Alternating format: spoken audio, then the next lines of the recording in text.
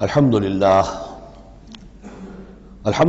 وکفی والصلاة والسلام علی عبادہ الذین اصطفی خصوصاً علی افضلہم وخاتم النبیین محمد الامین وعلی آلہ وصحبہ اجمعین اما بعد فقد قال اللہ تبارک وتعالی کما ورد فی سورۃ آل عمران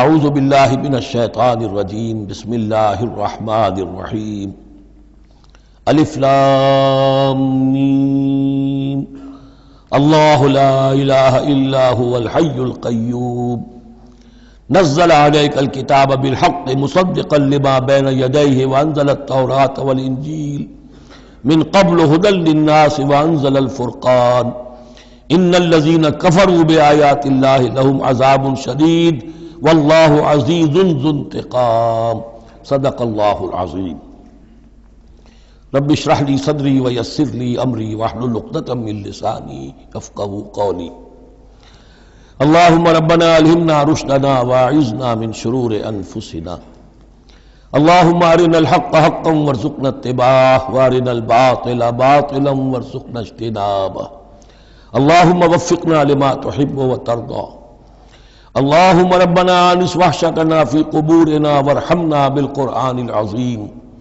اللہم اجعلہ لنا اماما ونورا وہدا ورحمہ اللہم ذکرنا منہ ما نسینا وعلمنا منہ ما جہلنا وارزقنا تلاوتہ آناء اللیل وآناء النہار واجعلہ لنا حجتا یا رب العالمین آمین۔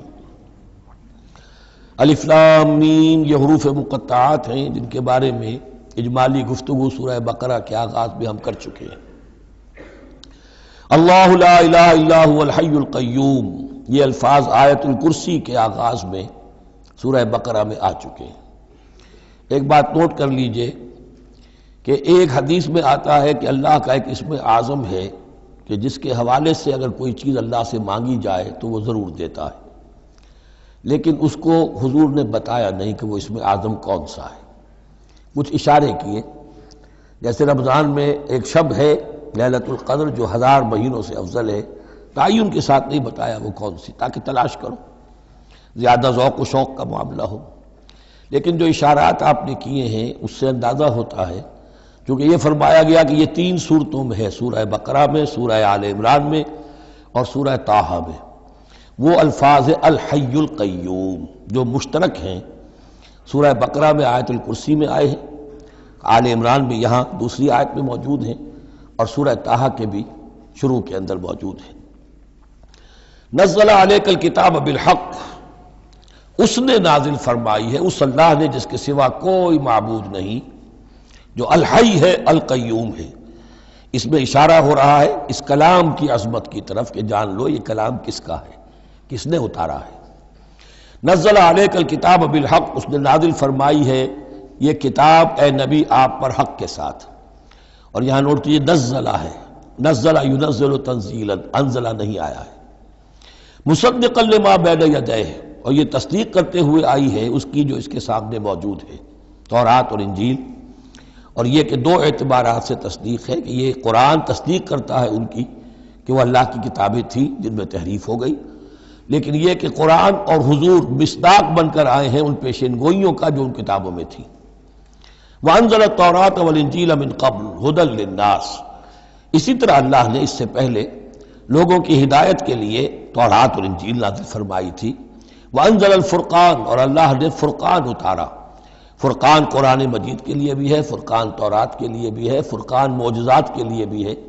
ہر وہ شے یوم الفرقان ہم سورہ انفال میں پڑھیں گے، غزوہ بدر کے دن کو کہا گیا، جو شے بالکل مبرہن کر دے حق و باطل کے مابین امتیاز قائم کر دے وہ فرقان ہے۔ لیکن یہاں اب تہدید کا انداز ہے، دھمکی کا انداز ہے۔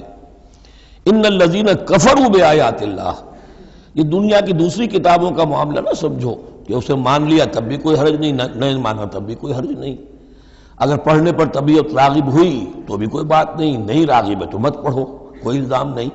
یہ کتاب ویسی نہیں ہے، بلکہ یہ کتاب تو اب اگر نہیں مانو گے، ایمان نہیں لاؤ گے تو ان الذین کفروا بآیات اللہ لہم عذاب شدید، تو ان کے لیے بہت سخت سزا ہوگی. واللہ عزیز ذو انتقام، اور اللہ تعالیٰ زبردست ہے، انتقام لینے والا ہے.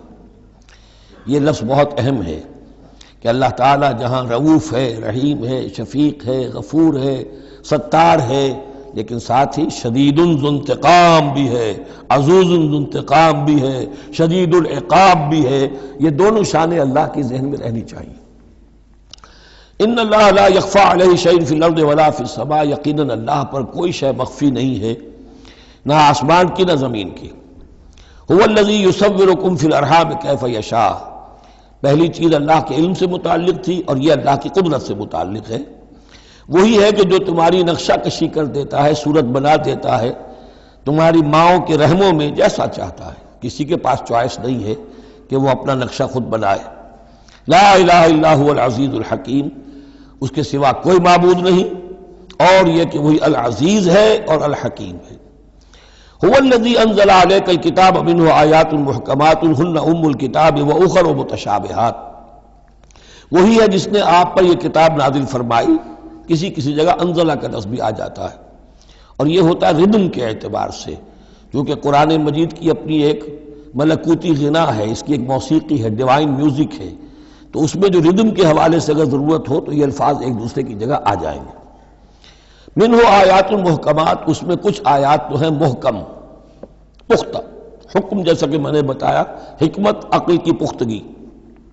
محکم آیت، پختہ آیت، جس کا مفہوم بالکل واضح ہو، جس کو ادھر سے ادھر کرنے کی کوئی گنجائش نہ ہو. ہن ام الکتاب، اس کتاب کی جڑ اور اساس اور بنیاد وہی ہے. وَأُخَرُ متشابہات، اور کچھ متشابہ ہیں کہ جن کا حقیقی اور صحیح مفہوم معین کرنا بہت مشکل ہے، بلکہ عام حالات میں ناممکن ہے. یہ میں تفصیل سے تعارف قرآن کے ضمن میں عرض کر چکا ہوں. آیات الاحکام جتنی بھی ہیں وہ سب محکم ہیں، یہ کرو یہ نہ کرو، یہ حرام یہ حلال. لیکن یہ کہ جو بھی آیات ہیں کہ جن میں بحث ہے عالم غیب سے، اللہ کی ذات و صفات، کیا تصور کریں؟ اللہ کا ہاتھ، اللہ کا چہرہ، اللہ کی کرسی، اللہ کا عرش، کیا تصور کریں؟ اسی طریقے سے فرشتے، عالم غیب کی شیء، عالم برزخ قبر میں کیا ہوتا ہے، اسی طرح عالم آخرہ جنت اور دوزخ کی اصل حقیقتیں ہم نہیں سمجھ سکتے. اس میں ہمارے ذہن کے قریب لا کر کچھ باتیں بتا دی گئی ہیں. ما لا یدرک کلہ لا یترک کلہ، اجمالی تصور قائم ہو جانا چاہیے، اس کے بغیر تو راستہ سیدھا رہے گا نہیں آدمی کا، لیکن ان کی تفاصیل میں نہیں جانا چاہیے. تو دوسرے درجے میں نے آپ کو بتایا تھا کہ کچھ فزیکل فینومینا بھی یہ بھی ایک وقت تک رہے ہیں آیات متشابہات میں سے، لیکن رفتہ رفتہ جیسے یہ سائنس کا علم بڑھتا چلا جا رہا ہے، ان میں سے بہت سی چیزیں اب محکم ہو کر سامنے آ رہی ہیں. تو یہ گویا کہ شفٹنگ سینڈز کے مانند ہے کہ ان میں سے جو چیزیں، بہت سی چیزیں واضح ہو گئیں جو پہلے واضح نہیں تھیں، لیکن اب بھی بعض چیزیں ہیں، جیسے میں نے عرض کیا 7 آسمان سے کیا مراد ہے کہ جو واضح نہیں ہے ہم پر. لیکن ہمارا یقین ہے کہ انشاءاللہ وہ وقت آئے گا کہ انسان سمجھ لے گا کہ ہاں یہی بات صحیح تھی اور یہی تعبیر صحیح تھی. هو الذی انزل علیک الکتاب منہ آیات محکمات ہن ام الکتاب، یہ بہت اہم ہے. اصل جو ہے جڑ کتاب کی، اس لیے کہ کتاب کے بارے میں عرض کر چکا ہوں کہ وہ ہے مجموعہ احکام. کتاب جیسا کہ ہم نے سورہ بقرہ میں دیکھا جہاں حکم آیا کتب علیکم کتب علیکم کتب علیکم، تو کتاب کی جڑ اور اساس جو ہے وہ وہی ہے. وَأُخَرُ مُتَشَابِهَاتٌ فَأَمَّا الَّذِينَ فِي قُلُوبِهِمْ زَيْغٌ، تو وہ لوگ جن کے دلوں میں کجی ہوتی ہے. اب وہ یہ ہے کہ وہ کوئی خاص بات نئی نکالنی ہے تاکہ اپنی ذہانت و فطانت کا جو ہے ڈنکا بجوایا جا سکے، یا کوئی اور فساد پیدا کرنا ہے، کوئی فتنہ پیدا کرنا ہے. ذہن ٹیڑھا ہو چکا ہے، اب اس ٹیڑھے ذہن کے لیے کوئی دلیل چاہیے قرآن سے. اب وہ متشابہات کے چکر میں لگیں گے، ان کے پیچھے پڑیں گے کہ کسی کے مفہوم کو میں اپنے من پسند مفہوم کی طرف موڑ سکوں. فَأَمَّا الَّذِينَ فِي قُلُوبِهِمْ زَيْغٌ فَيَتَّبِعُونَ مَا تَشَابَهَ مِنْهُ، تو وہ لوگ کہ جن کے دلوں میں کجی ہے وہ پیچھے لگتے ہیں ان کے کہ جو متشابہ ہیں ان میں سے. ابتغاء الفتنۃ، یا تو فتنہ اٹھانا چاہتے ہیں فتنے کی تلاش میں، وابتغاء تاویلہ، اور تلاش کرنے کے لیے کہ اس کی اصل حقیقت، اصل منشا، اصل مراد کیا ہے. یعنی یہ بھی ہو سکتا ہے کسی کا علمی ذوق ہی ایسا ہو جائے، اور یہ بھی ہو سکتا ہے کہ ایک شخص کی فطرت میں کجی ہو. وَمَا يَعْلَمُ تَأْوِيلَهُ إِلَّا اللَّهُ، حالانکہ ان کا حقیقی مفہوم اللہ کے سوا کوئی نہیں جانتا۔ والراسخون فی العلم یقولون، اور جو لوگ علم میں راسخ ہیں، پختہ ہیں، جن کی جڑیں گہری ہو چکی ہیں علم میں، وہ کیا کہتے ہیں؟ یقولون آمنا بہ کل من عند ربنا، ہم ایمان لائے اس کتاب پر، قرآن پر، یہ کل کا کل ہمارے رب کی طرف سے ہے۔ جو بات صاف سمجھ میں آ گئی ہے اس پر عمل کریں گے، جو بات پوری طرح سمجھ میں نہیں آ رہی ہے انتظار کریں گے، لیکن یہ اجمالی یقین رکھیں گے کہ یہ ہے اللہ کی کتاب۔ آمنا بہ کل من عند ربنا وما یذکر الا اولو الالباب، لیکن یہ صحیح روش اور یہ نصیحت نہیں حاصل کر سکتے مگر وہی کہ جو ہوش مند ہے، عقل مند ہے۔ اور سب سے بڑی ہوش مندی یہ ہے کہ انسان اپنی عقل کی لیمیٹیشنز کو جان لے، میری عقل کی حدود کیا ہیں، عقل کہاں تک جا سکتی ہے۔ اگر انسان اپنی عقل کی حدود کو نہیں جانتا تو وہ پھر اولو الالباب میں سے نہیں ہے۔ عقل بڑی شے ہے لیکن یہ کہ اس کی حدود ہیں، ایک حد سے آگے یہ عقل تجاوز نہیں کر سکتی۔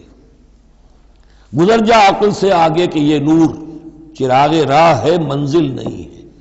منزل تک پہنچانے والی شے جو ہے وہ عقل نہیں ہے، وہ قلب پہنچائے گا، لیکن یہ کہ بہرحال عقل ایک روشنی دیتی ہے، حقیقت کی طرف اشارے کرتی ہے۔ ربنا لا تزغ قلوبنا بعد اذ ہدیتنا، اور ان کا یہ قول ہوتا ہے اولو الالباب کا، اے رب ہمارے دلوں کو کج نہ ہونے دیجو اس کے بعد کہ تو نے ہمیں ہدایت دے دی ہے۔ وہب لنا من لدنک رحمہ، اور ہمیں تو خاص اپنے خزانہ فضل سے رحمت عطا فرما، انک انت الوہاب، یقیناً تو ہی سب کچھ دینے والا ہے، تیری ہی بارگاہ سے ملے گا۔ ربنا انک جامع الناس لیوم لا ریب فیہ، اے رب ہمارے یقیناً تو جمع کرنے والا ہے لوگوں کو اس دن جس دن میں کوئی شک نہیں ہے، قیامت کا دن، یوم القیامہ۔ ان اللہ لا یخلف المیعاد، یقیناً اللہ تعالی اس وعدے کے خلاف نہیں کرے گا، اپنے وعدے کی خلاف ورزی نہیں کرتا، لہذا جو اس نے بتایا ہے کہ وہ دن آئے گا وہ آ کر رہے گا۔ ان الذین کفروا لن تغنی عنہم اموالہم ولا اولادہم من اللہ شیئا، اب یہ ذرا تحدی کا انداز ہے، چیلنج کا انداز ہے۔ زمانہ نزول کے اعتبار سے آپ نے نوٹ کر لیا کہ یہ سن 3 میں نازل ہو رہی ہے سورہ مبارکہ غزوہ احد کے بعد، لیکن یہ کہ یہ رکوع جو ہے اس کے بارے میں گمان غالب ہے کہ یہ غزوہ بدر کے بعد نازل ہوئی ہے۔ غزوہ بدر جو ہے اس میں ایک طرف مسلمانوں کو بڑی زبردست فتح حاصل ہوئی تھی تو مسلمانوں کا مورال بہت بلند تھا، لیکن ایسی روایات بھی ملتی ہیں کہ جب مسلمان بدر سے کامیاب ہو کر، غازی بن کر، فتح یاب ہو کر واپس آئے تو جو یہودی قبیلے تھے مدینے کے، ان میں سے بعض لوگوں نے کہا کہ مسلمانوں اتنا نہ اتراؤ، یہ کچھ قریش کے ناتجربہ کار چھوکرے تھے جن سے تمہارا مقابلہ پیش آیا ہے، اگر ہم سے کبھی بات اس کا مقابلہ پیش آیا تو معلوم ہوگا، تب دن میں تارے نظر آئیں گے وغیرہ وغیرہ۔ تو اس پس منظر میں یہ الفاظ کہے جا رہے ہیں کہ نہیں، تمام کفار اسی طریقے سے آخر کار زیر ہوں گے اور اللہ کے دین کو غالب ہونا ہے، واللہ غالب علی امرہ ولکن اکثر الناس لا یعلمون۔ ان الذین کفروا لن تغنی عنہم اموالہم ولا اولادہم من اللہ شیئا، یقیناً جن لوگوں نے کفر کی روش اختیار کی ہرگز نہ بچا سکیں گے انہیں، نہ ان کے مال نہ ان کی اولاد اللہ سے کچھ بھی۔ وَأُولَٰئِكَ هُمْ وَقُودُ النَّارِ، اور وہ تو سب کے سب آگ کا ایندھن بنیں گے۔ کداب آل فرعون، تمہاری تو حیثیت ہی کیا ہے، چپندی کا شوربہ۔ آل فرعون کا معاملہ یاد کرو، ان کے ساتھ کیا ہوا تھا، شہنشاہ اور بڑے لاؤ لشکر والا، وفرعون ذی الاوتاد، کداب آل فرعون والذین من قبلہم، اور اسی پر کیا اس سے پہلے ثمود اور عاد جیسی قومیں زبردست جو ہیں اسی جزیرہ نما عرب میں رہی ہیں۔ کذبوا بآیاتنا، انہوں نے بھی ہماری آیات کو جھٹلایا تھا۔ فاخذہم اللہ بذنوبہم، تو اللہ نے پکڑا ان کو ان گناہوں کی پاداش میں۔ واللہ شدید العقاب، اور اللہ سزا دینے میں بہت سخت ہے۔ قل للذین کفروا، اے نبی کہہ دیجئے ان لوگوں سے جو کفر کی روش اختیار کر رہے ہیں، ستغلبون وتحشرون الی جہنم، تم سب کے سب مغلوب ہو کر رہو گے، دنیا میں مغلوب ہوگے اور پھر جہنم کی طرف گھیر کر لے جائے جاؤ گے۔ وبئس المہاد، اور وہ بہت برا ٹھکانہ ہے۔ قد کان لکم آیۃ فی فئتین التقطا، تمہارے لیے ایک نشانی آ چکی ہے ان دو گروہوں میں جو آپس میں جنہوں نے جنگ کی، یعنی بدر کی جنگ ہوئی، اس میں ایک طرف مسلمان تھے ایک طرف مشرکین مکہ تھے، تمہارے لیے نشانی موجود ہے۔ قد کان لکم آیۃ فی فئتین التقطا، فئۃ تقاتل فی سبیل اللہ، اس میں سے ایک جماعت وہ تھی، ایک گروہ وہ تھا جو اللہ کی راہ میں جنگ کر رہا تھا، وَأُخْرَىٰ کافرۃ، اور دوسرا گروہ جو ہے وہ کافر تھا. یرونہم مثلیہم رأی العین، وہ دیکھ رہے تھے اپنی آنکھوں سے کہ ان سے دگنے ہیں. اب اس کے کئی معنی کیے گئے ہیں. ایک یہ بھی ہے کہ مسلمانوں کو تو کھلا نظر آ رہا تھا کہ ہم سے دگنی فوج ہے، بلکہ 3 گنی تھی. بعض روایات میں ایسا بھی آتا ہے کہ اللہ تعالیٰ نے کفار پہ ایسا رعب طاری کر دیا تھا غزوہ بدر میں کہ انہیں نظر یہ آ رہا تھا کہ مسلمان ہم سے دگنے ہیں.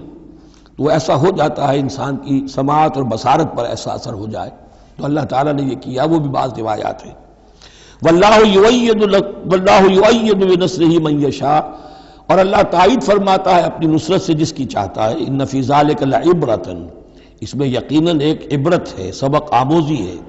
لأولی الابصار، لیکن یہ عبرت اور سبق آموزی صرف ان کے لیے ہوتی ہے کہ جو آنکھیں رکھتے ہوں، جن کے اندر جو ہے دیکھنے کی صلاحیت موجود ہو. اب یہ آج بڑی اہم آ رہی ہے فطرت انسانی کے اعتبار سے. ظاہر بات ہے کہ چونکہ یہاں خاص طور پر میں نے عرض کیا تھا کہ یہود کی طرف ایک جو ہے وہ ایک روح سخن موجود ہے اہل کتاب کی طرف، اور اس واقعے کے اندر تو خاص طور پر جن لوگوں کے اندر کہ یہ دنیا کی محبت زیادہ شدید ہوتی ہے، تو اس کا ایک اصل بتا رہے ہیں کہ یہ واقعتاً اللہ نے فطرت انسانی میں رکھی ہے. اس لیے کہ یہ دنیا جو ہے اسے اللہ نے چلانا ہے، اس کی رونقیں رکھنی ہے جب تک اس کی مرضی ہے، قیامت تک تو اسے آباد رکھنا ہے. اولاد پیدا ہوگی تو دنیا قائم رہے گی، نسل چلے گی. مرد اور عورت کی ایک دوسرے کے ساتھ کشش ہوگی تو اولاد پیدا ہوگی. اور یہ تمام چیزیں جو ہیں، دولت کی کوئی طلب ہوگی تو آدمی محنت کرے گا، مشقت کرے گا، کمائے گا. تو اس لیے یہ چیزیں فطرت انسانی میں ہیں، یہ بیسک اینیمل انسٹنکٹس ہیں. بس ضرورت اس بات کی ہوتی ہے کہ ان انسٹنکٹس کو دبا کر رکھا جائے، اللہ کی محبت، اللہ کی شریعت کو اس سے بالا تر رکھا جائے. بس یہ نہیں ہے کہ ان کو ختم کر دیا جائے. سیلف اینیہیلیشن اسلام میں نہیں ہے، یہ رہبانیت ہے کہ اپنے نفس کو کچل دو، ختم کر دو. نہیں، سیلف کنٹرول، اپنے آپ کو کنٹرول میں رکھو. یہ منہ زور گھوڑا ہے نفس انسانی کا، لیکن جتنا طاقتور گھوڑا ہوگا اتنا ہی آپ کے لیے تیز دوڑنا جو ہے وہ آسان ہوگا. لیکن جتنا منہ زور اور طاقتور گھوڑا ہے اتنا ہی اسے قابو میں رکھنے کی ضرورت بھی ہے، ورنہ اگر اس کے رحم و کرم پر سوار آ گیا تو جہاں چاہے گا پٹخنی دے دے گا. تو اس اعتبار سے سیلف کنٹرول ہو، گھوڑا پورا قابو میں ہو. البتہ یہ ہے کہ سیلف کو، اپنے نفس کو، اس کو کچل ڈالنا، سیلف اینیہیلیشن، یہ اسلام میں نہیں. زین للناس حب الشہوات من النساء، مزین کر دی گئی ہے لوگوں کے لیے ایک تو محبت جو ہے، شہوت کی محبت خواتین کے بارے میں. اب دیکھیے یہاں بھی قرآن مجید گویا کہ ایک طرح سے تائید کر رہا ہے فرائڈ کی. اس کے نزدیک سب سے پورٹنٹ فیکٹر جو ہے، سب سے پورٹنٹ جو موٹیو ہے انسان کا، وہ سیکس ہے. اور یہاں بھی اللہ تعالیٰ نے سب سے پہلے اسی کا ذکر کیا ہے. اگرچہ میرے نزدیک ضروری نہیں ہے، اس لیے کہ دوسری جگہوں پر پیٹ جو ہے، معاشی ضرورت یہ اس سے بھی سخت ہو جاتی ہے.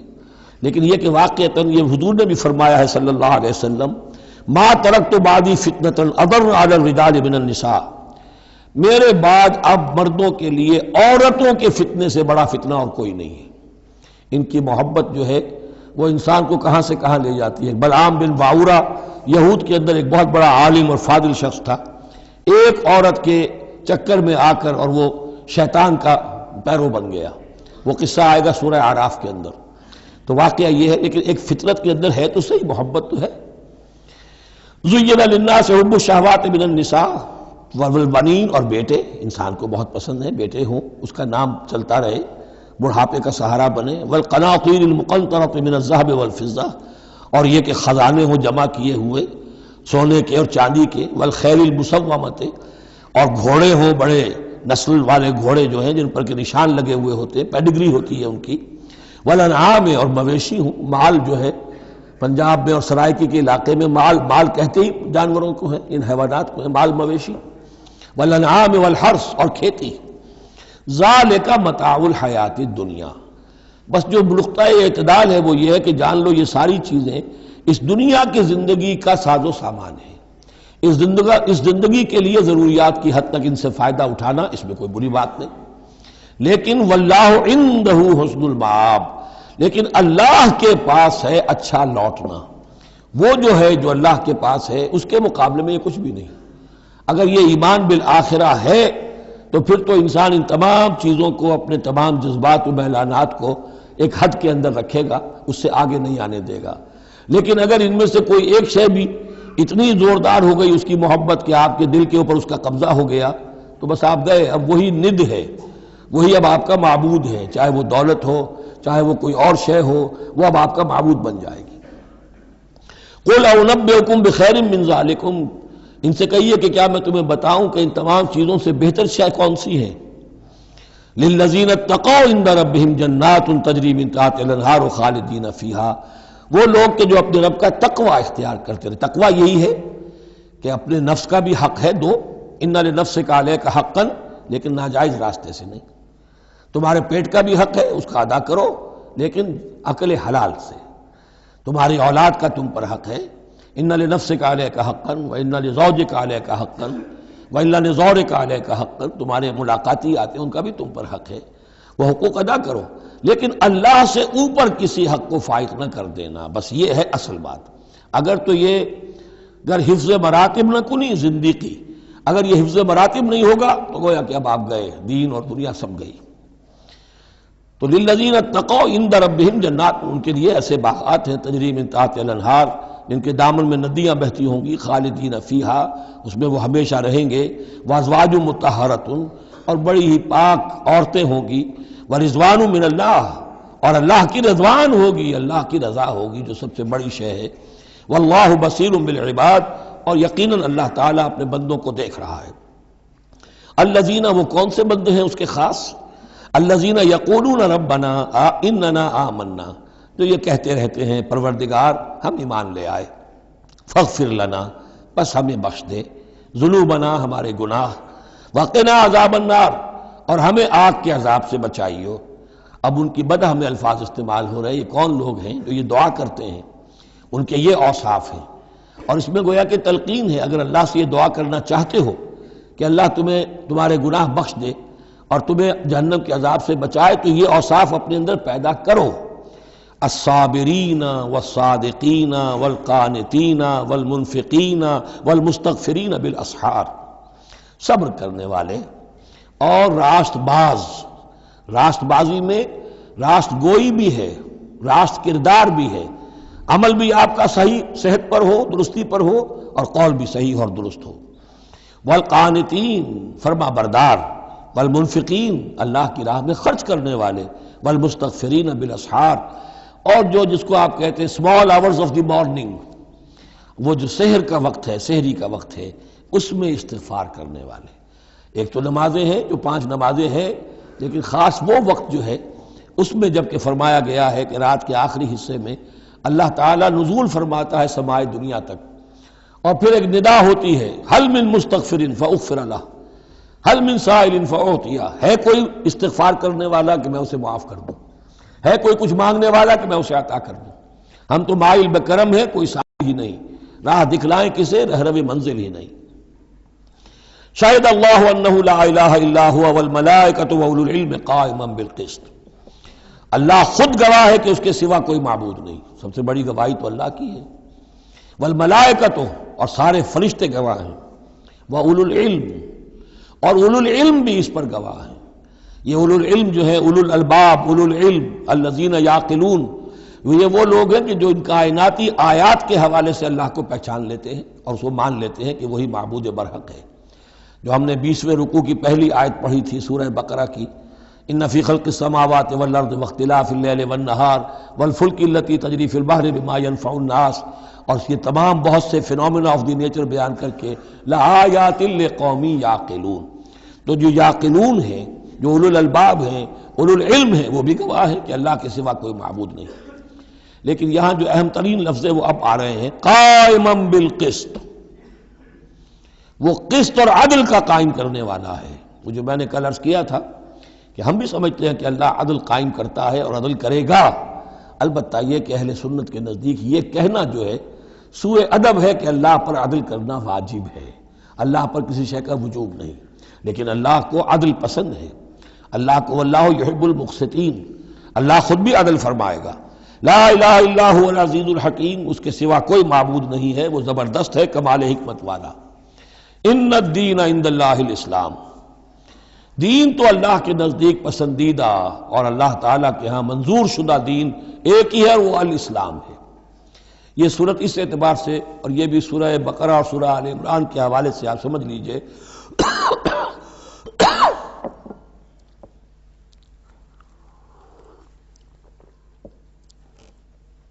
سورہ بقرہ میں ایمان پر زیادہ زور ہے۔ آمن الرسول بما انزل الیہ من ربہ، ایمانیات، شروع میں بھی ایمانیات، درمیان میں آیا بر میں ایمانیات۔ اس سورہ مبارکہ میں اسلام پر زیادہ زور ہے۔ اب ان دونوں میں بھی ایک نسبت ہے خاص، جس کو بے تفصیل میں جانے کا موقع نہیں ہے۔ ان الدین عند اللہ الاسلام، آگے چل کر آیت آئے گی وَمَن يَبْتَغِ غَيْرَ الْإِسْلَامِ دِينًا فَلَن يُقْبَلَ مِنْهُ، اگر کوئی شخص اسلام کے سوا کسی دین کو قبول کرے گا وہ اس کی جانب اللہ کے ہاں منظور نہیں ہوگا۔ وَمَا اخْتَلَفَ الَّذِينَ أُوتُوا الْكِتَابَ إِلَّا مِن بَعْدِ مَا جَاءَهُمُ الْعِلْمُ بَغْيًا بَيْنَهُمْ، یہ اسلام ہمیشہ سے چلا آ رہا ہے، حضرت آدم سے اسلام چلا آ رہا ہے۔ یہ وہی آیات جو تھی آیت الاختلاف، اس کا گویا کہ خلاصہ آ گیا۔ اور جن لوگوں نے اختلاف کیا ہے، یہ پگڈنڈیاں نکالی ہیں، غلط راستوں پر مڑ گئے ہیں، تو یہ اس کے بعد کہ ان کے پاس علم آ چکا تھا، اور اصل سبب بغیم بینہم، ضدم ضدہ، دی ارج ٹو ڈومینیٹ۔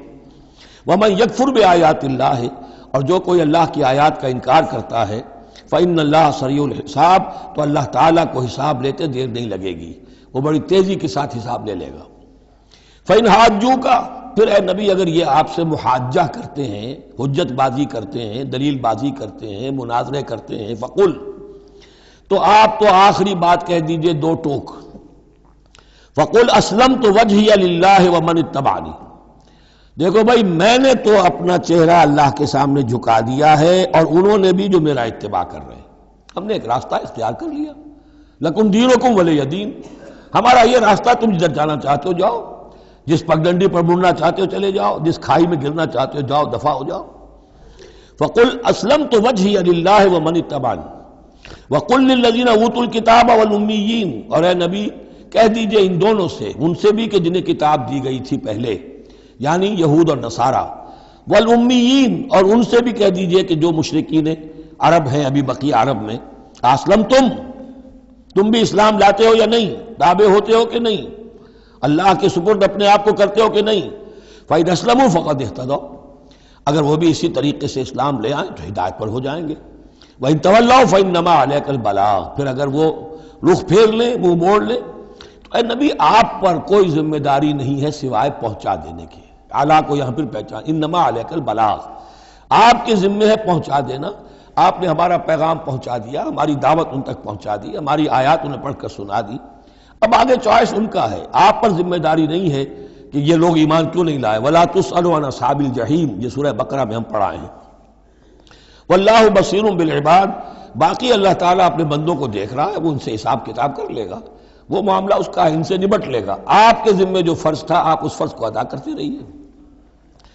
ان الذین یکفرون بآیات اللہ ویقتلون النبیین بغیر حق، یقیناً وہ لوگ جو اللہ کی آیات کا کفر کرتے ہیں اور انبیاء کو قتل کرتے رہے ہیں ناحق، ویقتلون الذین یامرون بالقسط من الناس، اور قتل کرتے رہے ہیں یا قتل کرتے ہیں ان لوگوں کو انسانوں میں سے جو عدل کا حکم دیتے ہیں، اس لیے کہ انصاف کی بات تو پسند نہیں ہوتی کسی کو، سچی بات الحق مرن، تو بہت سے مواقع پر ایسا ہوتا ہے کہ حق گوئی کی پاداش میں کوئی حق گو انسان جو ہے اسے اپنی جان سے ہاتھ دھونے پڑتے ہیں، تو یہاں پھر دیکھیے قسط کا معاملہ آیا ہے، عدل، اللہ قائم بالقسط ہے، اور اللہ کے محبوب بندے وہی ہیں کہ جو انبیاء کے علاوہ وہ لوگ کہ جو عدل کا حکم دیں، انصاف کا ڈنکا بجانے کی کوشش کریں، تو فرمایا وَيَقْتُلُونَ الَّذِينَ يَأْمُرُونَ بِالْقِسْطِ مِنَ النَّاسِ، تو ایسے لوگ جنہیں کہ جو کہ ایسے لوگوں کو قتل کریں فَبَشِّرْهُمْ بِعَذَابٍ أَلِيمٍ، تو اے نبی انہیں بشارت سنا دیجئے دردناک عذاب کی، اس میں ایک طنز ہے، بشارت، عذاب کی بشارت، یہ طنزیہ کلام ہے۔ اولئک الذین حبطت اعمالهم فی الدنیا والآخرہ، یہ وہ لوگ ہیں کہ جن کے تمام اعمال دنیا اور آخرت میں حبط ہو گئے۔ قریش کو یہ زوم تھا کہ ہم خادم کعبہ ہیں اور ہمارے پاس جو ہے یہ لوگ آتے ہیں، حج کرتے ہیں، ہم ان کی دعوت کرتے ہیں، کھانا کھلاتے ہیں، پانی پلاتے ہیں، سقایا ہے، تو ہماری اتنی خدمتیں ہیں، اللہ تعالیٰ کے ہاں جو ہے ہمیں بہرحال ان خدمتوں کے حساب میں ہمیں بخش دیا جائے گا۔ فرمایا وہ سارے اعمال حبط ہو جائیں گے اگر وہ شکل نہیں ہے. اگر تو صحیح صحیح پورے دین کو اختیار کرو گے تو ٹھیک ہے، ورنہ یہ کہ اولئک الذین حبطت اعمالهم فی الدنیا والآخرہ، بڑے سے بڑے چیریٹی کے کام کیے ہوں، چیریٹیبل انسٹیٹیوشنز قائم کر دی ہوں، کوئی حیثیت نہیں رکھتی اللہ کے نگاہ میں. وما لهم من ناصرین، اور ان کا پھر کوئی مددگار نہیں ہوگا. الم تر الی الذین اوتوا نصیبا من الکتاب، کیا تم نے غور نہیں کیا ان لوگوں کی حالت پر جنہیں کتاب کا ایک حصہ دیا گیا تھا؟ اوتو مجہول کا صیغہ، یہ جیسا کہ میں نے عرض کیا جہاں کوئی مذمت کا پہلو ہوتا ہے تو اس میں یہ مجہول کا صیغہ آتا ہے. جنہیں کتاب کا ایک حصہ دیا گیا تھا، یدعون الی کتاب اللہ لیحکم بینہم، اب انہیں بلایا جاتا ہے اللہ کی کتاب کی طرف کہ وہ ان کے مابین فیصلہ کرے. ثم یتولی فریق منہم وہم معرضون، پھر ان میں سے ایک گروہ جو ہے پیٹھ موڑ لیتا ہے اعراض کرتے ہوئے، یعنی یہ کہ مانتے بھی ہیں کتاب کو لیکن اس کے فیصلے کو تسلیم کرنے کے لیے تیار نہیں. ذالک بانہم قالوا لن تمسنا النار الا ایاما معدودات، یہ مضمون آ چکا ہے سورہ بقرہ میں. یہ کیوں ڈٹائی ہو رہی ہے کہ مانتے بھی ہیں اور پھر عمل نہیں کر رہے؟ انہیں بتایا جاتا تم اس کتاب پر ایمان رکھتے، اس میں یہ لکھا ہے یہ سود حرام ہے، کیا کر رہے ہو، یہ شے حرام ہے، کس کام میں لگے ہوئے ہو؟ لیکن نہیں، کیوں اڑ جاتا ہے انسان؟ اس کی تشخیص کر دی. ذالک بانہم قالوا، یہ اس وجہ سے ہے کہ انہوں نے یہ عقیدہ گھڑ لیا ہے کہ لن تمسنا النار الا ایاما معدودات، ہمیں تو چھو ہی نہیں سکتی آگ جہنم کی مگر گنتی کے چند دن. جب یہ عقیدہ ہے تو پھر کاہے کو انسان دنیا کا نقصان برداشت کرے؟ بابر میں عیش کوش کے عالم دوبارہ نیست، حلال سے حرام سے جائز سے ناجائز سے جو بھی عیش حاصل کیا جا سکتا کرنا چاہیے، بخت تو دیا ہی جانا ہے. یہ عقیدہ ہے کہ جو در حقیقت ایمان بالآخرت کی نفی کر دیتا ہے. وَغَرَّهُمْ فِي دِينِهِمْ مَا كَانُوا يَفْتَرُونَ، اور انہیں دھوکے میں مبتلا کر دیا ہے ان کے دین نے، ان چیزوں نے دین کے معاملے میں دھوکے میں ڈال دیا جو انہوں نے افترا کر لی، گھڑ لیے. اللہ نے تو کوئی ضمانت نہیں دی تھی، نہ لاؤ تورات لاؤ انجیل لاؤ، کہیں ضمانت نہیں ہے. یہ تو تمہارا من گھڑت عقیدہ ہے اور اسی کی وجہ سے دین کے اندر تم اب بد دین یا بے دین ہو گئے ہو. فَكَيْفَ إِذَا جَمَعْنَاهُمْ لِيَوْمٍ لَا رَيْبَ فِيهِ، تو کیا حال ہوگا اس دن. اس وقت تو یہ بڑھ چڑھ کر باتیں بنا رہے ہیں، زبان درازیاں کر رہے ہیں. کیا ہوگا اس دن جب کہ ہم انہیں جمع کریں گے لِيَوْمٍ لَا رَيْبَ فِيهِ، اس دن جس دن کے بارے میں کوئی شک نہیں. وَوُفِّيَتْ كُلُّ نَفْسٍ مَا كَسَبَتْ، اور پھر ہر ذی نفس کو، ہر جان کو، ہر انسان کو پورا دے دیا جائے گا جو کچھ اس نے کمائی کی ہوگی. وَهُمْ لَا يُظْلَمُونَ، اور ان پر کوئی زیادتی نہیں ہوگی. اب اس کے بعد پھر ایک بڑی عظیم دعا آ رہی ہے. اس سورہ مبارکہ میں دعائیں بہت ہیں، یہ بھی بہت عظیم دعا ہے اور یہ تو باقاعدہ تلقین کر کے کہا گیا ہے. کہیں تو ایسا ہوتا ہے لوگ ایسے دعا کرتے ہیں. یہاں ہے قل اللہم مالک الملک، کہو اے اللہ جو تمام بادشاہت کا مالک ہے، مالک الملک ہے، کل ملک اس کے اختیار میں ہے. تؤتی الملک من تشاء، تو حکومت اور اختیار دیتا ہے جس کو چاہتا ہے. وتنزع الملک ممن تشاء، اور سلطنت چھین لیتا ہے جس سے چاہتا ہے. وتعز من تشاء، اور تو عزت دیتا ہے جس کو چاہتا ہے. وتذل من تشاء، اور تو ذلیل کر دیتا ہے جس کو چاہے. بیدک الخیر، تیرے ہاتھ میں سب خوبی ہے. اس کے دونوں معنی ہیں، کل خیر خوبی تیرے ہاتھ میں ہے، دوسرے ایک تیرے ہاتھ میں خیر ہی خیر ہے. بسا اوقات انسان جسے اپنے لیے شر سمجھ بیٹھتا ہے وہ بھی اس کے لیے خیر ہوتا ہے. آسان تحبوا شیئا وہو شر لکم، وآسان تکرہوا شیئا وہو خیر لکم. انک علی کل شیء قدیر، یقیناً تو ہر چیز پر قادر ہے. تولج اللیل فی النہار، تو رات کو لے آتا ہے دن میں پرو کر. وتولج النہار فی اللیل، اور پھر دن کو نکال لاتا ہے رات میں سے پرو کر. وتخرج الحی من المیت، اور تو نکالتا ہے زندہ کو مردہ سے. وتخرج المیت من الحی، اور تو نکالتا ہے مردہ کو زندہ سے. اس کی بہترین مثال مرغی اور انڈا. مرغی میں جان نہیں ہے لیکن اسی میں سے چوزہ برآمد ہوتا ہے، زندہ ہے، اور وہ مرغی جو ہے وہی انڈا دے رہی ہے. تو گویا کہ اللہ تعالیٰ کے ہاں وہ چیز چل رہی ہے. تخرج الحی من المیت وتخرج المیت من الحی وترزق من تشاء بغیر حساب، اور تو دیتا ہے جس کو چاہتا ہے بے حد و حساب. لا يتخذ المؤمنون الکافرین اولیاء من دون المؤمنین، اہل ایمان نہ بنائیں اپنے دوست کافروں کو. اولیاء ایسا دوست جو قلبی دوست ہو، جو رازدار بھی ہو جاتے ہیں، پشت پناہ بھی ایک دوسرے کے سمجھے جاتے ہیں. یہ تعلق کفار کے ساتھ اختیار کرنے کی اجازت نہیں ہے۔ ایک اچھا رویہ ہو، ظاہری مدارات ہوں، آپ ان سے اچھے کلچر طریقے پر بات کریں، تہذیب کے ساتھ، یہ اور بات ہے، لیکن دلی محبت، قلبی رشتہ، جذباتی تعلق، ان کی ایک ایسے باہمی مدد کا ایک رشتہ قائم کر لینا، پشت پناہ ہونے کا رشتہ بنا لینا، اس کی اجازت نہیں ہے۔ لا يتخذ المؤمنون الکافرین اولیاء من دون المؤمنین، اہل ایمان کو چھوڑ کر ان کے ساتھ یہ رشتہ قائم کرنا اللہ کو پسند نہیں۔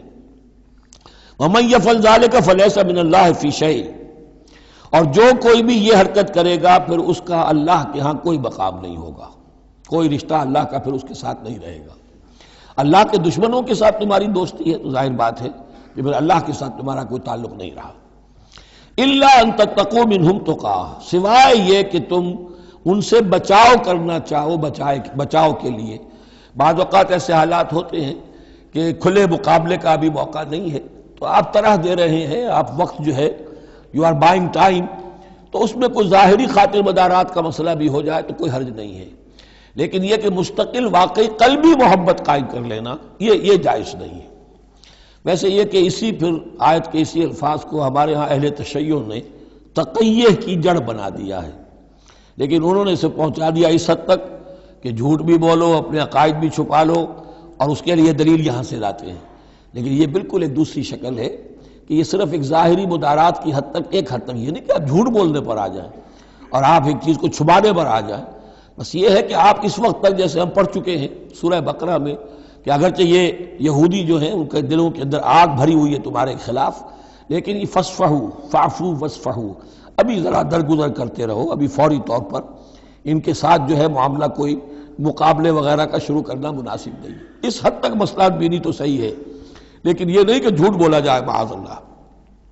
وَيُحَذِّرُكُمُ اللَّهُ نَفْسَهُ، اور اس میں بھی اب اور نرمی کر دی، اللہ تمہیں ڈراتا ہے اپنے آپ سے، اللہ سے ڈرو، یعنی کسی اور سے ڈر کر خواہ صرف خاطر مدارات کر لینا بھی صحیح نہیں ہے، لیکن یہ کہ بہرحال ضرورت ہے، کسی وقت مصلحت ہے تو کرو، لیکن یہ کہ اصل تمہارے دل میں خوف اللہ کا رہنا چاہیے۔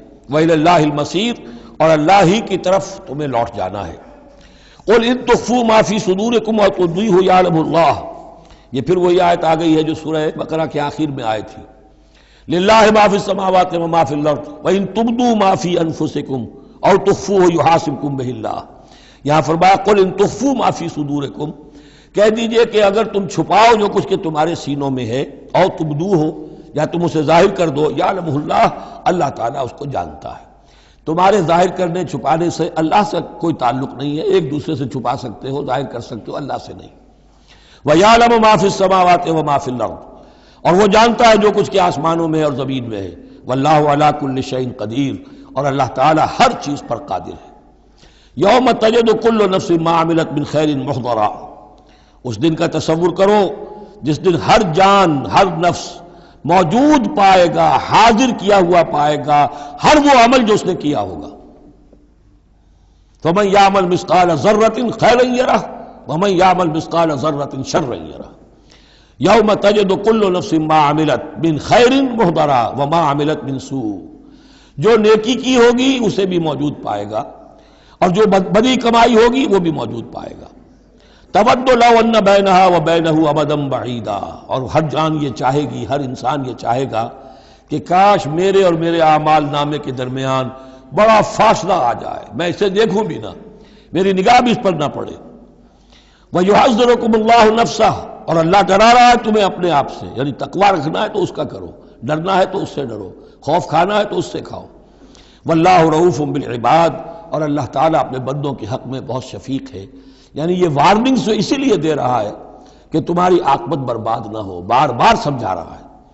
قُلْ إِن كُنتُمْ تُحِبُّونَ اللَّهَ، یہ آیت بہت معروف بھی ہے، مسلمانوں کو پسند بھی ہے۔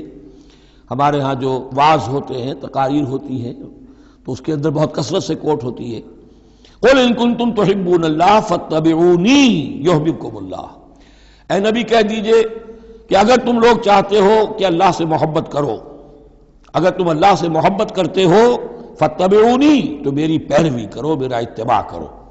یحببکم اللہ، اللہ تم سے محبت کرے گا۔ وَيَغْفِرْ لَكُمْ ذُنُوبَكُمْ، اور تمہارے گناہ بخش دے گا، وَاللَّهُ غَفُورٌ رَحِيمٌ، اور اللہ غفور الرحیم ہے۔ قُلْ اطیعوا اللہ والرسول، کہہ دیجئے اطاعت کرو اللہ کی اور اس کے رسول کی، فَإِن تَوَلَّوْا فَإِنَّ اللَّهَ لَا يُحِبُّ الْكَافِرِينَ، اور اگر وہ پیٹھ موڑ لیں تو اللہ کو ایسے کافر پسند نہیں ہے۔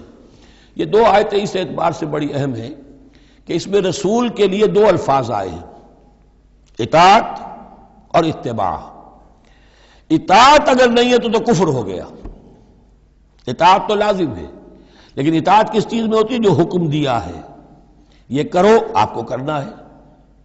اتباع اس سے اوپر کی شے ہے، انسان خود تلاش کرے حضور کیا کرتے تھے، اور چاہے آپ نے نہیں فرمایا کہ یہ کرو لیکن آپ ان کی پیروی کر رہے ہیں، یہ گویا کہ دائرہ وسیع ہو گیا۔ جس سے محبت ہوتی ہے اس کا انسان جو ہے اس کی ہر طرح سے اس کے ساتھ ایک مناسبت پیدا کرنا چاہتا ہے، کیسا لباس اس کا ہے ویسا ہی لباس اپنا بنائے، کیا چیزیں اس کو پسند ہیں کھانے میں وہی چیزیں خود بھی کھائے اور پسند کرے۔ تو یہ چیزیں جس کا حکم نہیں ہے، جیسے کہ ایک صحابی کا واقعہ آتا ہے کہ وہ ایک مرتبہ آئے اور انہوں نے اس وقت یہ دیکھا، ایک ہی مرتبہ آئے ہوں گے کہیں باہر سے بدو صحابی، کہ حضور کے کرتے کے بٹن لگے ہوئے نہیں تھے۔ انہوں نے ساری عمر پھر اپنے کرتے کے بٹن نہیں لگائے، حضور نے حکم تو نہیں دیا تھا، دیکھا یہ کہ محمد اس شان میں تھے اس وقت، تو پھر اس کے بعد اسی کو لازم کر لیا۔ اس اتباع میں یہ بات بھی آ جائے گی کہ اگرچہ دین کے کچھ تقاضے ایسے ہیں کہ جس درجے میں محمد الرسول اللہ صلی اللہ علیہ وسلم نے ان کو پورا کیا، اس درجے میں پورا کرنا کسی انسان کے بس میں نہیں ہے، پھر بھی اس کی کوشش کرتے رہنا یہ اتباع کا تقاضا ہے۔ مثلا حضور نے کوئی مکان نہیں بنایا، حضور نے کوئی جائیداد نہیں بنائی، حضور نے جیسے ہی وحی کا آغاز ہوا کوئی دنیاوی کام نہیں کیا، کوئی تجارت نہیں کی، ایک ایک لمحہ اپنی توانائی کی ایک ایک رمق وہ لگا دی کس کام کے لیے؟ اللہ کے دین کی دعوت اور اللہ کے دین کی اقامت، اس کو قائم کرنے کے لیے۔ اب سب کے لیے تو اس مقام تک تو پہنچنا مشکل ہے، لیکن یہ کہ آئیڈیل یہ رہے، اسی کی طرف انسان چلنے کی کوشش کرتا رہے، میکسیمم جتنا بھی اپنا وقت فارغ کرے، اپنے وسائل فارغ کرے اور لگائے اس کام کے اندر، تو اتباع کا جو ہے کم سے کم تقاضا اس وقت پورا ہوگا۔ ہاں جو حکم دے دیا گیا یہ حلال ہے، یہ حرام ہے، یہ فرض ہے، یہ واجب ہے، اس کا تو اگر معاملہ اس کی پیروی نہیں ہو رہی تو پھر تو وہ کفر ہے۔ لیکن اتباع اگر آپ کر رہے ہیں تو اتباع جو ہے وہ پھر اللہ کا محبوب بن جانا ہے۔ اگر تم اللہ سے محبت کرتے ہو تو میرا اتباع کرو، میری پیروی کرو، دیکھو میں کیا کر رہا ہوں، میرے کیا شب و روز ہے، کن کاموں میں میری توانائیاں لگ رہی ہیں، کیا دلچسپیاں ہیں میری دنیا کے اندر، ان چیزوں کے اندر تم میری پیروی کرو۔ فاتبعونی یحببکم اللہ، تم اللہ کے محب نہیں محبوب بن جاؤ گے۔ واللہ غفور الرحیم، اور اللہ غفور الرحیم ہے۔ باقی دوسرا درجہ جو نچلا ہے، قل اطیعوا اللہ والرسول، اطاعت تو اللہ اور اس کے رسول کی کرنی ہی کرنی ہے۔ فإن تولوا، اور اگر اس اطاعت سے بھی موڑے، فإن اللہ لا يحب الکافرین، تو اللہ کو ایسے کافر تو پسند نہیں ہے، کیونکہ پھر اطاعت رسول کا انکار تو کفر ہو گیا۔ یہاں وہ پہلا حصہ جو ہے نصف اول کا ثلث اول، یعنی نصف اول جو ہے سورہ مبارکہ کا، میں نے عرض کیا تھا کہ اس میں پہلی آیات 32 ہیں، جنرل ہیں، تمہیدی ہیں، دین کے بڑے جو گہرے اصول ہیں وہ ہیں، دعائیں تلقین کی گئی ہیں، محکمات اور متشابہات کا فرق واضح کیا گیا ہے۔ لیکن اب دوسرے حصے میں سارا خطاب جو ہے وہ براہ راست عیسائیوں سے ہے، اور انہیں بتانا یہ ہے کہ حضرت عیسیٰ کو جو تم نے معبود بنا لیا، یا تو تثلیث کی شکل دے دی ٹرینٹی، یا گاڈ انکارنیٹ بنا دیا۔ تثلیثیں بھی دو طرح کی رہی ہیں، اللہ بھی اور مریم بھی اور عیسیٰ بھی، اور دوسری تثلیث جو ہے جو اب دنیا میں عام ہے وہ ہے اللہ اور روح القدس اور حضرت عیسیٰ۔ تو یہ جو تثلیثیں تم نے ایجاد کر لی ان کی کوئی بنیاد نہیں ہے، یہ تمہاری کج روی ہے، تم نے غلط شکل اختیار کی ہے۔ عیسیٰ علیہ السلام بہت برگزیدہ پیغمبر تھے، ہاں ان کی ولادت معجزانہ طریقے پر ہوئی ہے، لیکن اگر ان کی ولادت معجزانہ طریقے پر ہوئی ہے تو ان سے متصلاً قبل یحییٰ کی جو ولادت ہوئی ہے وہ بھی معجزانہ ہوئی ہے، وہ بھی کوئی کم معجزہ نہیں تھا۔ تو معجزے، اور پھر آدم کی جو ولادت ہوئی یا آدم کو جو پیدا کیا اللہ نے، تو ظاہر بات ہے کہ وہ اپنی جگہ پر جہاں سے نسل انسانی کا آغاز ہوا، تو یہی بات اگر دلیل ہو جائے الوہیت کی تو یہ تو پھر آدم کو بھی الہ مانو اور یحییٰ کو بھی الہ مانو، تو ساری بحث اس پر ہو رہی ہے۔ ان اللہ اصطفى آدم ونوحا وآل ابراہیم وآل عمران علی العالمین، یقیناً اللہ نے چن لیا آدم کو اور نوح کو اور آل ابراہیم کو اور آل عمران کو تمام جہان والوں پر، تمام جہانوں پر نہیں، تمام جہان والوں پر۔ حضرت آدم علیہ السلام کا بھی استفاء ہوا ہے۔ اس میں کچھ ان لوگوں کے لیے دلیل بنتی ہے جو سمجھتے ہیں کہ جو تخلیق آدم ہے اس میں پہلے کوئی سپیشیز وجود میں آئی تھی، اور اس سپیشیز، اس نوع کے ایک فرد کو اللہ نے چن کر اس میں پھر اپنی روح پھونکی ہے تو وہ آدم بن گئے، تو وہ بھی سلیکٹڈ تھے۔ استفاء کے معنی ہوتا ہے کسی میں سے چن لینا، بہرحال ایک عام معنی بھی ہو جاتے ہیں، پسند کر لینے کے معنی بھی ہو سکتے ہیں۔ ان اللہ اصطفى آدم ونوحا، اور پھر نوح کو پسند کیا، آل ابراہیم، ابراہیم کے گھر کو، ان کے خاندان کو، وآل عمران، عمران جو ہے بنی اسرائیل کی تاریخ میں دو عظیم شخصیتوں کے نام ہیں، ایک تو حضرت موسیٰ کے والد کا نام بھی عمران تھا، اور ایک حضرت مریم کے والد کا نام بھی عمران تھا۔ حضرت عیسیٰ کے نانا عمران ہوئے اور حضرت موسیٰ کے والد عمران تھے۔ یہاں پہ غالباً حضرت موسیٰ کے والد مراد ہیں، لیکن چونکہ آگے سارا معاملہ حضرت مریم کا آ رہا ہے تو شاید عین ممکن ہے کہ یہاں پر اشارہ ان کے نانا کی طرف ہو۔ ذریۃ بعضھا من بعض، اور یہ سب جو ہے ایک دوسرے کی نسل سے ہیں، ایک دوسرے کی اولاد سے ہیں۔ نوح حضرت آدم کی اولاد سے ہیں، ابراہیم حضرت نوح کی اولاد سے ہیں، پھر ان کے پورا خاندان بنی اسماعیل بنی اسرائیل یہ ان کی اولاد میں سے ہیں۔ واللہ سمیع علیم، اللہ سمیع اور علیم ہے۔ اس قالت امرأۃ عمران رب انی نذرت لک ما فی بطنی محررا فتقبل منی۔ اب یہ جو عمران کی بیوی ہیں یعنی حضرت مریم کی والدہ، یہ بہت نیک عورت تھی، بہت ہی متقی، نیک، زاہد۔ ان کو حمل ہوا تو انہوں نے پروردگار سے ایک منت مانی، نظر مانی، رب انی نذرت لک ما فی بطنی، جو میرے پیٹ میں جو بھی بچہ اے اللہ تو پیدا فرما رہا ہے میں تیری ہی نظر کرتی ہوں، یعنی دنیاوی کوئی ذمہ داریوں کا بوجھ اس پر نہیں ہم ڈالیں گے، اور ہیکل کی خدمت کے لیے، دین کی خدمت کے لیے، تورات کی خدمت کے لیے اس کو وقف کر دیں گے، ہم اپنا بھی کوئی بوجھ ان پر نہیں ڈالیں گے، اس توقع میں کہ اللہ بیٹا عطا کرے گا۔ محررن کے مطلب ہے اسے آزاد کر دیں گے، تحریر آزاد کر دینا حر سے، کہ کوئی ذمہ داری اس پر نہیں ہوگی، اسے ہم خالص کر دیں گے تیرے دین کی خدمت کے لیے اور ہیکل کی خدمت کے لیے۔ فتقبل منی، تو اے اللہ میری اس نظر کو تو قبول فرما لے، شرف قبول عطا فرما۔ انک انت السمیع العلیم، یقیناً تو سب کچھ سننے والا اور سب کچھ جاننے والا ہے۔ فلما وضعتها قالت رب انی وضعتها انثی، اب جب وضع حمل ہوا تو پھر اس نے کہا اے اللہ یہ تو میں ایک بیٹی جن گئی ہوں، یعنی میری تو یہاں بیٹی ہو گئی ہے، میں تو امید میں تھی کہ بیٹا آئے گا تو اس کو جو ہے میں وقف کر دوں گی۔ اس وقت تک ہیکل کے خادموں میں کسی خاتون کو، لڑکی کو قبول نہیں کیا جاتا تھا۔ واللہ عالم بما وضعت، اللہ فرما رہا ہے کہ اللہ بہتر جانتا تھا کہ کیا اس نے جنا ہے، اسے کیا پتا کیسی بیٹی جنی ہے۔ ولیس الذکر کالانثی، اور کہاں ہوگا کوئی بیٹا اس بیٹی جیسا۔ اس کے دونوں معنی کیے گئے، ایک تو ایسا کہ یہ گویا کہ قول مانا جائے حضرت مریم کی والدہ کا کہ لڑکا تو لڑکی کی طرح نہیں ہوتا، اب لڑکا ہوتا تو میں اسے خدمت کے لیے وقف کر دیتی، یہ تو لڑکی ہو گئی۔ اور ایک یہ بھی ہے کہ اللہ کی طرف سے اس کو مانا جائے واللہ عالم بما وضعت ولیس الذکر کالانثی، کوئی بیٹا ایسا ہو ہی نہیں سکتا جیسی بیٹی تمہیں دی ہے۔ وَإِنِّي سَمَّيْتُهَا مریم، اور وہی اب ان کا کلام شروع ہوا ان کی والدہ کا مریم کی، میں نے اس کا نام مریم رکھا ہے۔ وَإِنِّي أُعِيذُهَا بِكَ، اور اے اللہ میں اسے تیری پناہ میں دیتی ہوں، وَذُرِّيَّتَهَا، اور جو بھی اس کی اولاد ہو، نسل ہو، اس کو بھی تیری پناہ میں دیتی ہوں، مِنَ الشَّيْطَانِ الرَّجِيمِ، مردود شیطان کے حملے سے، کہ اللہ ان کو، مریم کو بھی اور اس کی آنے والی اولاد کو بھی تو بہت ہی اپنی حفاظت میں رکھیو، شیطان سے بچائیو۔ فتقبلها ربها بقبول حسن، تو قبول فرما لیا انہیں، یعنی حضرت مریم علیہ السلام کو ان کے رب نے بڑی ہی عمدگی کے ساتھ، قبول حسن، شرف قبول عطا فرمایا بڑی ہی خوبصورت انداز میں۔ وانبتها نباتا حسنا، اور ان کی پرورش کی بہت ہی عمدہ طریقے پر، بہت اعلیٰ طریقے پر۔ وکفلها زکریا، اور ان کو کفالت میں دے دیا، تربیت میں دے دیا حضرت زکریا کے۔ یہ حضرت زکریا جو ہیں یہ خالو تھے حضرت عیسیٰ علیہ السلام کے، حضرت مریم کے خالو، تو ہم ان کی تحویل میں، اور وہ اس وقت کے چیف کاہن تھے، chief priest of the temple, ہیکل سلیمانی کے وہی نبی بھی تھے، اور وہی وہاں کے سب سے بڑے جو ہیں، جو آج کل ہم سمجھتے ہیں مجاور وغیرہ، تو وہ مقام ان کا کاہنوں کا ہوتا تھا۔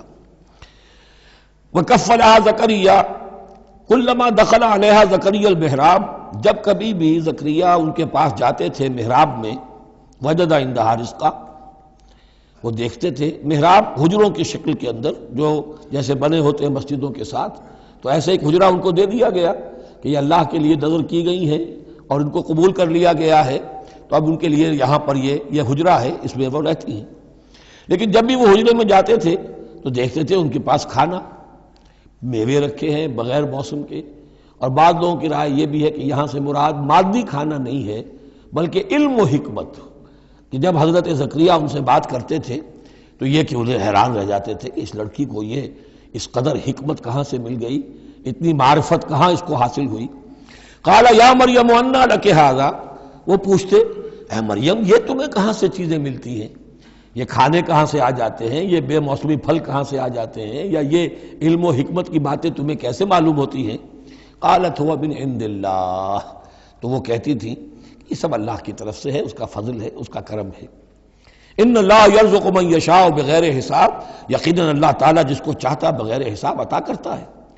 ہنالک دعا زکریا ربہ، ہنالک یہ بالکل اس طرح سے دیر اینڈ دین، جب یہ مشاہدہ ہوا حضرت زکریا کو تو انہوں نے بھی ایک دعا کی اپنے پروردگار سے۔ ہنالک دعا زکریا ربہ رب قال رب ہب لی من لدنک ذریۃ طیبہ، اے اللہ مجھے بھی بڑی کوئی پاکیزہ اولاد عطا کر دے۔ بہت بوڑھے ہو چکے تھے، ان کی اہلیہ جو ہے وہ بھی بہت بوڑھی ہو چکی تھی، ضعیفہ تھی، اور ساری عمر بانجھ رہی تھی، لاولد تھے۔ یہ ساری تفصیل پھر سورہ مریم کے اندر مزید کھل کر آئے گی، اس لیے کہ یہی مضامین وہاں بیان ہوئے تھے مکی دور میں، جبکہ ہجرت حبشہ کے لیے مسلمان گئے تھے تو وہاں جا کر سورہ مریم کی آیات جو ہیں وہ پھر حضرت عبداللہ ابن جعفر نے پڑھ کر سنائی تھی۔ اس مناسبت سے یہ مضامین آپ کو سورہ مریم میں بھی ملیں گے۔ ساری عمر بوڑھے رہے اور بے اولاد رہے، لیکن اب وہ ایک دبی ہوئی خواہش، چنگاری، وہ بھڑک اٹھی، اے اللہ اس بچی کو تو یہ کچھ دے سکتا ہے تو تیری قدرت ہے مجھے بھی ذریۃ طیبہ، پاکیزہ اولاد عطا فرما۔ انک سمیع الدعاء، یقیناً تو دعا کا سننے والا ہے۔ فنادت الملائکۃ، تو فرشتوں نے انہیں پکار کر کہا، ندا کی، وہو قائم یصلی فی المحراب، اور وہ کھڑے ہوئے نماز پڑھ رہے تھے اپنی محراب میں، ان کا بھی حجرہ تھا۔ ان اللہ یبشرک بیحییٰ، اللہ تعالیٰ تمہیں بشارت دیتا ہے زکریا یحییٰ کی، مصدقا بکلمۃ من اللہ، جو تصدیق کرے گا ایک ایسے شخص کی جو اللہ کا خاص کلمہ ہوگا، یعنی حضرت عیسیٰ، کلمۃ منہ، یہ بعد میں باتیں آئیں گی، وسیداً، اور سردار ہوگا، وحصوراً، اور تجرد کی زندگی گزارے گا، ونبیا من الصالحین، اور نبی ہوگا صالحین میں سے۔ یہاں نوٹ کر لیجئے کہ آخری مدح کا لفظ جو حضرت یحییٰ کے لیے آیا ہے وہ نبی ہے، نبی من الصالحین۔ قال رب انا یکون لی غلام، ابھی خود دعا کر رہے تھے لیکن غالباً اس کی بڑی توثیق چاہ رہے ہیں اللہ سے، ری ایشورنس۔ کہا پروردگار میرے ہاں کیسے بیٹا ہو جائے گا، وقد بلغنی الکبر، جبکہ میں انتہائی بوڑھا ہو چکا ہوں، وامرأتی عاقر، اور میری بیوی جو ہے بانجھ رہی ہے۔ قال کذلک اللہ یفعل ما یشاء، تو انہوں نے کہا کہ اللہ نے فرمایا کہ اللہ کرتا ہے اسی طرح، یا فرشتوں نے جواب دیا جو چاہتا ہے کرتا ہے، اسے اسباب کی احتیاج نہیں ہے، اسباب اس کے محتاج ہیں، اللہ اسباب کا محتاج نہیں ہے۔ قال رب اجعل لی آیہ، انہوں نے عرض کیا پروردگار میرے لیے کوئی نشانی مقرر کر دے، مجھے معلوم ہو جائے کہ واقعی ایسا ہونا ہے اور واقعی یہ کلام جو میں سن رہا ہوں تیری طرف سے ہے۔ قال آیتک الا تکلم الناس ثلاثۃ ایام الا رمزا، اللہ نے فرمایا کہ اب نشانی یہ ہے تمہارے لیے کہ اب 3 دن تک تم لوگوں سے گفتگو نہیں کر سکو گے سوائے اشارے کنائے کے، یعنی قوت گویائی سلب ہو گئی ان کی، اب وہ بول نہیں سکتے تھے 3 دن تک۔ وَاذْكُرْ رَبَّكَ كَثِيرًا، اپنے دل میں اپنے رب کو یاد کرتے رہو کثرت کے ساتھ۔ وَسَبِّحْ بِالْعَشِيِّ وَالْإِبْكَارِ، اور تسبیح کیا کرو شام کے وقت بھی اور صبح کے وقت بھی۔ وَإِذْ قَالَتِ الْمَلَائِكَةُ يَا مَرْيَمُ إِنَّ اللَّهَ اصْطَفَاكِ۔ اب دیکھیے یہ حضرت زکریا اور حضرت یحییٰ کا قصہ آ گیا کہ بانجھ بوڑھی عورت کے بطن سے شدید ضعیفی کی عمر میں حضرت زکریا کو اللہ نے یحییٰ جیسا بیٹا دے دیا، تو کیا یہ عام قانون کے مطابق ہے؟ یہ بھی تو معجزہ تھا۔ اسی طریقے سے اس سے ذرا بڑھ کر ایک معجزہ ہے کہ جو حضرت مسیح کا ہے کہ وہاں باپ کا معاملہ نہیں ہے۔ فرمایا وَإِذْ قَالَتِ الْمَلَائِكَةُ يَا مَرْيَمُ، اور یاد کرو جب کہ کہا فرشتوں نے اے مریم، إِنَّ اللَّهَ اصْطَفَاكِ وَطَهَّرَكِ وَاصْطَفَاكِ عَلَى نِسَاءِ الْعَالَمِينَ، یقیناً اللہ نے تمہیں چن لیا ہے اور تمہیں خوب پاک کر دیا ہے اور تمہیں چن لیا ہے تمام جہان کی خواتین پر۔ یا مریم اقنتی لربک، اے مریم اب اپنے رب کی فرما برداری کرتی رہو، واسجدی اور سجدہ کیا کرو، ورکعی مع الراکعین اور جھکنے والوں کے ساتھ جھکتی رہا کرو، نماز باجماعت کے اندر شریک ہو جایا کرو۔ ذالک من انباء الغیب نوحی الیک، اور یہ غیب کی خبروں میں سے ہے جو اے محمد ہم آپ کو وحی کر رہے ہیں۔ وما کنت لدیہم، آپ تو ان کے پاس موجود نہیں تھے، اذ یلقون اقلامہم ایہم یکفل مریم، جبکہ وہ اپنے قلم پھینک رہے تھے یہ طے کرنے کے لیے کہ ان میں سے کون ہوگا کہ جو مریم کا کفیل ہوگا، کس کی تربیت میں زیر نگرانی، یعنی اور بھی وہاں پریسٹ تھے، کاہن اور بھی تھے، ان سب میں سے ہر ایک چاہتا تھا کہ یہ بچی جو ہے میری تحویل میں ہو، میں تربیت کروں، جسے اللہ کے نام پر جو ہے اس طرح وقف کر دیا گیا ہے۔ لیکن یہ کہ جب وہ اس طریقے سے اپنے قلم پھینک کر کچھ ایسے ہوتا ہے کوئی ذائچہ نکالنا یا کسی طرح کا معاملہ تو طے کر رہے تھے، اس میں اللہ نے حضرت زکریا کا نام نکال دیا تھا۔ تو اے نبی اس وقت تو آپ تو وہاں نہیں تھے، وما کنت لدیہم اذ یختصمون، اور نہ آپ اس وقت تھے جبکہ وہ آپس میں جھگڑ رہے تھے۔ اذ قالت الملائکۃ یا مریم ان اللہ یبشرک بکلمۃ من، اب یاد کرو جب کہ کہا فرشتوں نے اللہ سے، کہ فرشتوں نے مریم سے کہ یقیناً اللہ تعالیٰ تمہیں بشارت دے رہا ہے ایک ایسی ہستی کی جو خاص کلمہ ہوگا اس کی جانب سے، اسمہ المسیح عیسی ابن مریم، اس کا نام ہوگا المسیح عیسیٰ مریم کا بیٹا، وجیہاً فی الدنیا والآخرہ، باعزت ہوگا، مرتبے والا ہوگا دنیا میں بھی اور آخرت میں بھی، ومن المقربین، اور بہت ہی اللہ کے مقربین بارگاہ میں سے ہوگا، بہت مقرب، وَيُكَلِّمُ النَّاسُ فِي الْمَهْدِ وَكَهْلًا، اور وہ لوگوں سے گفتگو کرے گا گود میں بھی اور پوری عمر کا ہو کر بھی۔ کہولت 40 برس کے بعد آتی ہے، اور حضرت مسیح اٹھا لیے گئے، رفع سماوی ہوا 33 برس کی عمر میں، گویا کہ اس آیت کا تقاضا ابھی پورا نہیں ہوا ہے۔ اور اس سے اندازہ کر لیجیے اس کے کہنے کی ضرورت کیا تھی، پوری عمر کو پہنچ کر تو سبھی بولتے ہیں، اس کا اشارہ کیوں کیا گیا یہاں؟ اس لیے کہ ہمیں معلوم ہو جائے کہ حضرت مسیح پر ابھی موت واقع نہیں ہوئی ہے، بلکہ وہ واپس آئیں گے دنیا میں، دوبارہ اتریں گے، پھر ان کی وہ عمر بھی ہوگی، پھر وہ شادی بھی کریں گے، ان کی اولاد بھی ہوگی، اور ان کے ذریعے سے اللہ تعالیٰ یہ نظام خلافت علی منہاج النبوت کو پوری دنیا میں قائم کرے گا۔ وَيُكَلِّمُ النَّاسَ فِي الْمَهْدِ وَكَهْلًا، اور وہ گفتگو کرے گا لوگوں سے اپنے گود میں بھی، تمہاری گود میں بھی، پگھوڑے میں بھی، اور بڑی پوری عمر کا ہو کر بھی، وَمِنَ الصَّالِحِينَ، اور یقیناً وہ بھی بہت ہی ہمارے نیکوکار بندوں میں سے ہوگا۔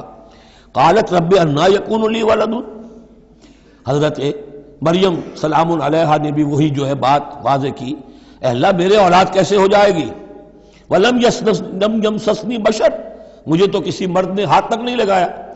قال کذالک اللہ یخلق ما یشاء، فرمایا اسی طرح اللہ تعالیٰ فرماتا جو چاہتا ہے، اس کو ضرورت نہیں ہے۔ ٹھیک ہے عام ولادت انسانوں کی اسی طرح ہوتی ہے، باپ کا بھی حصہ ہے، ماں کا بھی حصہ ہے، لیکن یہ کہ اللہ تعالیٰ کے لیے کسی بھی شے کی ضرورت نہیں ہے، وہ محتاج نہیں ہے ان اسباب اور وسائل و ذرائع کا، اور جو چاہے کرتا ہے۔ قال کذالک اللہ یخلق ما یشاء اذا قضى امرا فانما يقول له كن فيكون، وہ تو جب کسی شے کا فیصلہ کر لیتا ہے تو بس وہ کہتا ہے ہو جا اور وہ ہو جاتی ہے۔ وَيُعَلِّمُهُ الْكِتَابَ وَالْحِكْمَةَ، اور وہ اللہ تعالیٰ اسے سکھائے گا کتاب بھی اور حکمت بھی، وَالتَّوْرَاةَ وَالْإِنْجِيلَ، اور تورات بھی اور انجیل بھی، وَرَسُولًا إِلَىٰ بَنِي إِسْرَائِيل، اور وہ رسول بن کر آئیں گے اسرائیل کی طرف۔ اب یہ جو دو کنٹمپریریز ہیں ان کو نوٹ کر لیجئے کہ حضرت یحییٰ کے بارے میں نبیم من الصالحین پر آ کر بات ختم ہو گئی، اور حضرت عیسیٰ کے بارے میں رسولاً الی بنی اسرائیل، بنی اسرائیل کی طرف رسول ہو کر آئیں گے۔ حضرت یحییٰ صرف نبی تھے، اسی لیے وہ قتل بھی کر دیے گئے۔